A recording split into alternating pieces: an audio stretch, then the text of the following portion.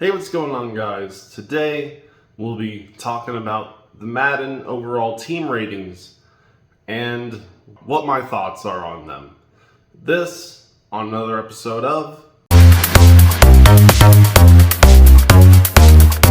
So, the Madden 26 ratings have been released, and there's a lot to say about them.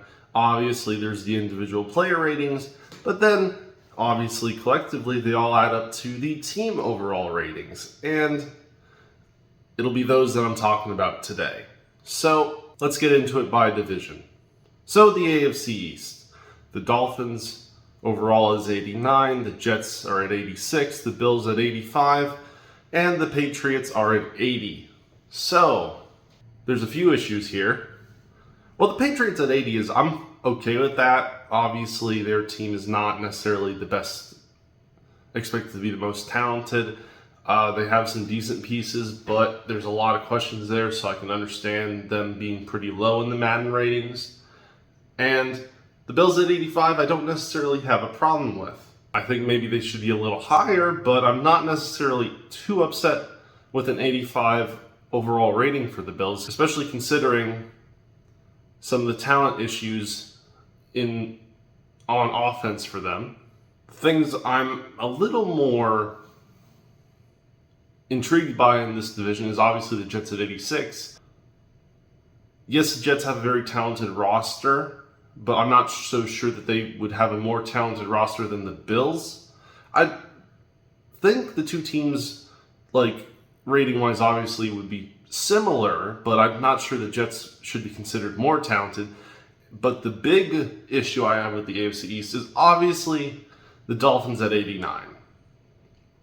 What makes them worthy of an 89? Who do they have? They've only been shedding talent, and they've not done much with their talent over the past years in real life. So them having an 89 is just an insult, because it's the franchise is not anywhere close to being that high compared to everyone else in the NFL in real life.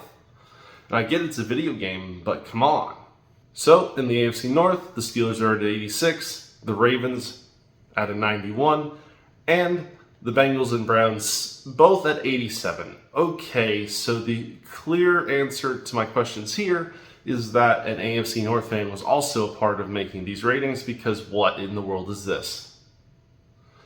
In what world are the Browns rated at 87? Who is their running back? What is their receiving corps like? Who is their quarterback? You can't tell me that roster, the way the Browns currently have it built, is worth an 87, unless it's being carried so heavily by the defense. The Bengals, I guess I could understand it maybe because their offense is that good compared to their defense. The Ravens deserve that 91. And the Steelers, I feel like this is a case of the defense pulling up the offense, because I'm not sure that offense should have that team anywhere near an 86. Maybe like 84, 83. For the AFC South, I kind of agree with all of these. The Titans, I think, maybe have a case to be in the high 70s. But the Colts, Jags, and Texans, I think, all deserve to be where they are. And the AFC West, though, we find another case of what in the world's happening. Because the Raiders are an 81, while the Broncos are a 79. And I'm pretty sure the Broncos are a lot better than the Raiders. The Chargers, I kind of like where they are, but I think they could be a little higher. And the Chiefs, of course, the bias gets them all the way up to 92. Oh boy, the NFC East. Because the Eagles are at 87, the Cowboys at 88, the Giants at 75, and the Commanders at a 79. Which, what in the world's happening here? The Commanders were, of course, made the NFC title game, and I'm pretty sure the roster got better than last year. I can only imagine how the people who make this game decided that. Because while I do agree the Eagles, 87 is a very respectable number, and I can't really get too mad at Madden for the Cowboys rating, considering they've had a Cowboy bias for years. The Commanders rating is just disrespectful. Moving to the NFC North, The Packers are at an 81, the Lions are at an 88, the Vikings at an 83, and the Bears at an 81. Honestly, this is fine. I don't really see an issue with the NFC North. Obviously, the Lions are the most talented team by roster in that division, the Vikings being the second most. Packers and Bears being a little further behind makes sense, and I don't really see any issues here. Moving on to the NFC South, we find another issue, and it's not with the Falcons or Buccaneers, who I agree both deserve to be where they are, and the Panthers, although I think maybe they should be a little higher. I'm fine with it because I know I kind of have a slight bias towards liking the Panthers.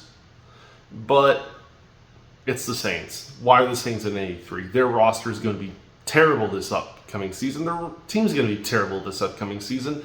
What on their roster deserves to be an 83? They should be, at the very least, the same rating as the Panthers, if not worse. And finishing it off with the NFC West, we have the Rams at 82, the Niners at 92, the Cardinals at 76, and the Seahawks at 80. Cardinals and Seahawks, I'm fine with that. I actually think the Seahawks should be maybe a little higher, like an 82, but I'm fine with those where they are.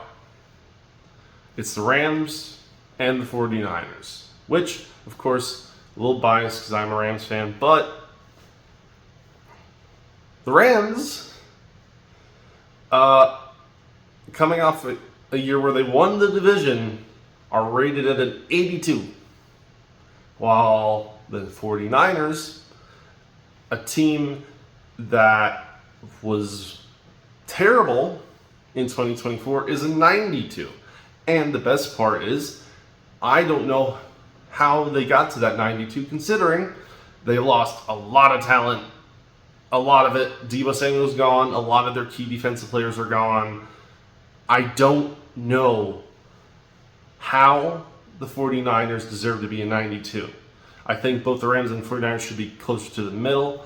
I think fairness would be 49ers at like an 86, Rams at maybe 85, or tied with them at an 86. I don't see why the 49ers are that high when they have no reason to be that high. So with that being said, guys, please like, share, subscribe down below. Tell me what you think, and I'll see you next time.